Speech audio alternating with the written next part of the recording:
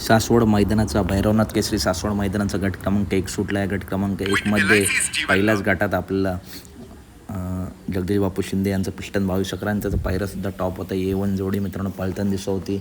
त्याच्या आधी मित्रांनो 1-2 गाड्या मित्रांनो फॉल झाल्या होत्या. पिस्टन सरळ येत होता परंतु निकाल रेषा अशी जवळ आली तर मित्रांनो पिस्टनसोबत जो नंदी होतात मित्रांनो पिस्टन तो दोन्ही नंदी मित्रांनो दुसऱ्या फाटेत गेले आणि मित्रांनो आज पुन्हा मित्रांनो पिस्टनची हार झाली. सुंदर असा स्पीड लागला होता. खरोखर STC लाईव्हवरती सासवड मैदानाचा गट क्रमांक 1 जाऊन बघा. खूप सुंदर असा स्पीड लागला होता.